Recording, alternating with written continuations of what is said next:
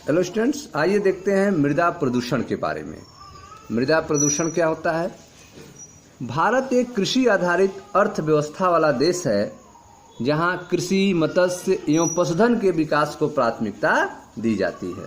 ठीक है, भारत जो है एक कृषि आधारित अर्थव्यवस्था वाला देश है, जहां कृषि, मत्स्य एवं पशुधन के विकास को प्राथमिकता दी जाती है। अकाल के समय के लिए अधिशेष उत्पादन का भंडारण सरकारी तथा गैर सरकारी संस्थाओं द्वारा किया जाता है। भंडारण की अवधि में होने वाली खाद्य सामग्री की हानि पर विशेष ध्यान देना आवश्यक है। ठीक है, तो भारत एक कृषि आधारित अर्थव्यवस्था वाला देश है, जहां कृषि, मत्स्य एवं पशुधन के विकास को प्राथमिकता दी जाती है। अकाल के समय के लिए अधिशेष उत्पादन का भंडारण सरकारी तथा गैर सरकारी संस्थाओं द्वारा किया जाता है। भंडारण की अवधि में होने वाली खाद्य सामग्री की हानि पर विशेष ध्यान देना आवश्यक है।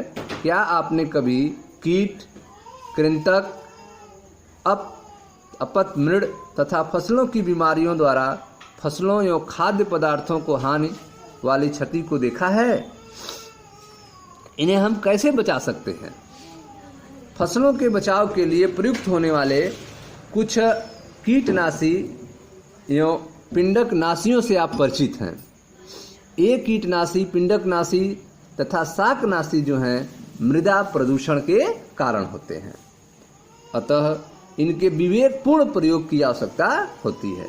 ठीक है, तो आप देख रहे हैं कि कीटनाशी, पिंडकनाशी और शाकनाशी जो हैं ये मृदा प्रदूषण के कारण हैं। इनका प्रयोग जो है विवेकपूर्ण करना चाहिए। जैसे पहला देखते हैं पिंडकनाशी के बारे में। द्वितीय विश्व युद्ध से पूर्व प्राकृतिक रूप से पाए जाने वाले अनेक रसायनों, द्वितीय विश्व युद्ध से पहले प्राकृतिक रूप से पाए जाने वाले अनेक रसायन जैसे निकोटीन, फसल के साथ खेत में तंबाकू के पौधे उगाकर का प्रयोग अनेक फसलों के लिए पिंडक नियंत्रण पदार्थ के रूप में किया जाता था। तो आप देख रहे हैं कि द्वितीय विश्व युद्ध से पहले जो है प्राकृतिक रूप से पाए जाने वाले अनेक रसायन जैसे कि निकोटीन, जो कि तंबाकू में पाया जाता है, इसका प्रयोग अनेक फसलों के लिए पिंडक नियंत्रण पदार्थ के रूप में किया जाता था। द्वितीय विश्व युद्ध के समय मलेरिया तथा अन्य कीट जनित रोगों के नियंत्रण में डीडीटी का बहुत उपयोगी यौगिक पाया गया। द्वितीय विश्व युद्ध के समय मलेरिया तथा अन्य कीट जनित रोगों के नियंत्रण में डीडीटी बहुत उपयोगी यौगिक पाया गया। इसलिए युद्ध के बाद डीडीटी का उपयोग कृषि में कीट, सैंडेट, खरपतवार तथा फसलों के अनेक रोगों के नियंत्रण में किया जाने लगा। हालांकि प्रतिकूल प्रभावों के कारण इसका प्रयोग जो है भारत में प्रतिबंधित हो गया है। प्रतिकूल प्रभाव के कारण डीडीटी का प्रयोग जो है भारत में प्रतिबंधित हो गया है।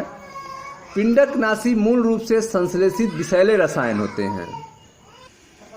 पिंडकनाशी जो हैं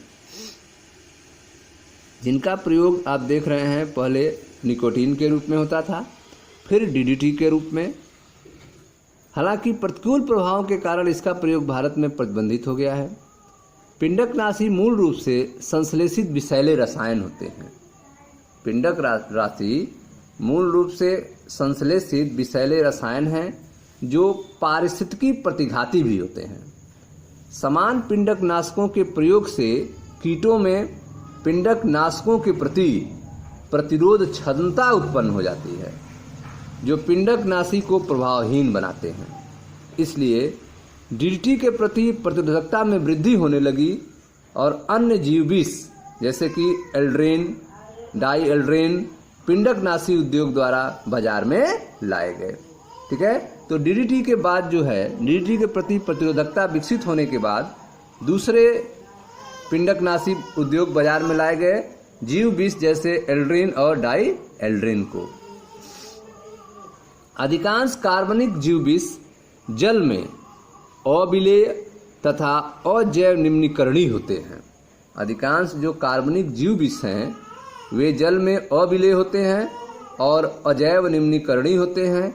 ये उच्च प्रभाव वाले जीव विष भोजन श्रृंखला द्वारा निम्न पोषी स्तर से उच्च पोषी स्तर तक ट्रांसफर होते हैं। ठीक है, ये जो जीव विष हैं भोजन श्रृंखला के माध्यम से निम्न पोषी स्तर से उच्च पोषी स्तर पर ट्रांसफर हो जाते हैं।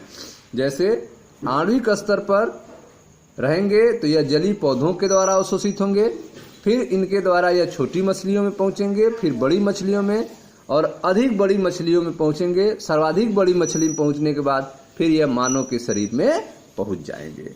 तो इस तरह से आप देख रहे हैं यह जीवनाशी जो है यह लास्ट जो है मानव के शरीर में पहुंचते हैं।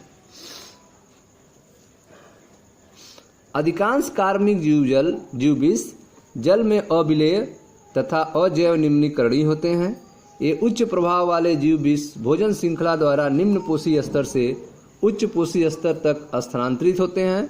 समय के साथ साथ उच्च प्राणियों में जीव विषों की सांद्रता का स्तर बढ़ जाता है। तो धीरे धीरे उच्च प्राणियों के शरीर में इन जीव विषों की कंसंट्रेशन जो है सांद्रता जो है बढ़ जाता है, जिसके कारण उपापचयी तथा शरीर क्रियात्मक अव्यवस्था का कारण बन जाता है।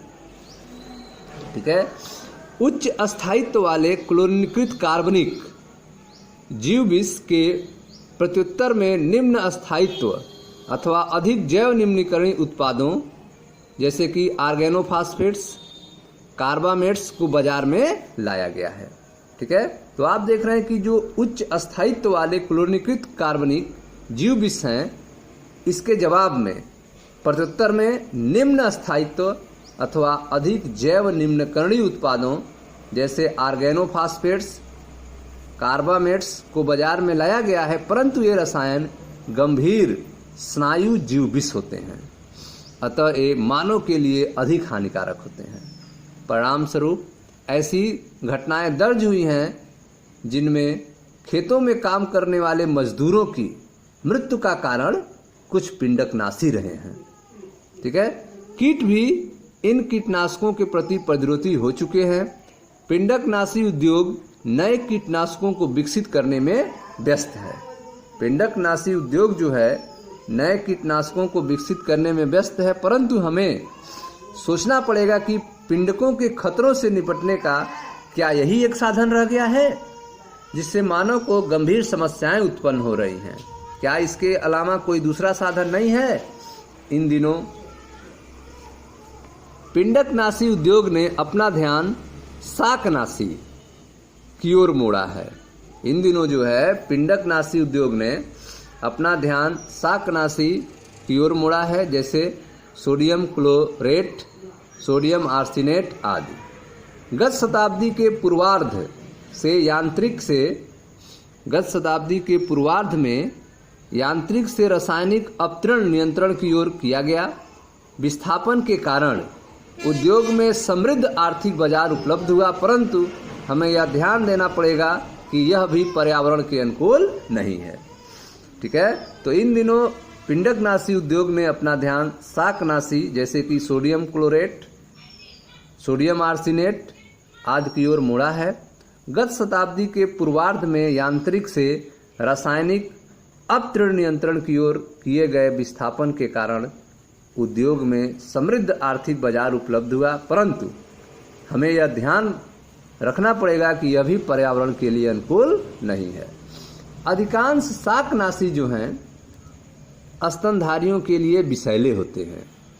अधिकांश शाकनाशी स्तनधारियों के लिए विषैले होते हैं, परंतु ये कार्बोक्लोराइड्स के समान अस्थायी नहीं होते हैं। ये रसायन कुछ ही माह में अपघटित हो जाते हैं। कार्बोक्लोराइड की भांति ये भी पोषी स्तर पर सांद्रित होते जाते हैं। मानव में जन्मजात कमियों का कारण कुछ शाकनाशी हैं।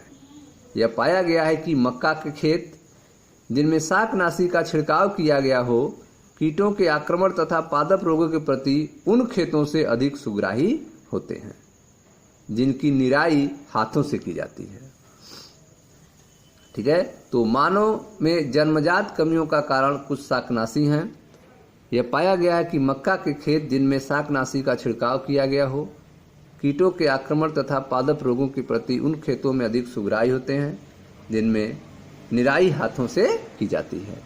पिंडकनाशी तथा शाकनाशी व्यापक रूप से फैले रासायनिक प्रदूषक के छोटे से भाग का प्रतिनिधित्व करते हैं। पिंडकनाशी तथा शाकनाशी जो हैं व्यापक रूप से फैले रासायनिक प्रदूषण के छोटे से भाग का प्रतिनिधित्व करते हैं। विभिन्न वस्तुओं के उत्पादन के औद्योगिक और रासायनिक प्रक्रमों में निरंतर प्रयुक्त होने वाले अनेक यौगिक अंततः किसी न किसी रूप में वायुमंडल में मुक्त होते रहते हैं। ठीक है, तो विभिन्न वस्तुओं के उत्पादन में औद्योगिक और रासायनिक प्रक्रम में निरंतर प्रयुक्त होने वाले अनेक यौगिक जो है अंततः किसी न किसी रूप में वायुमंडल में मुक्त होते हैं। ठीक है स्टूडेंट्स, तो यह था आपका मृदा प्रदूषण के बारे में और पिंडकनाशी के बारे में। Thank you.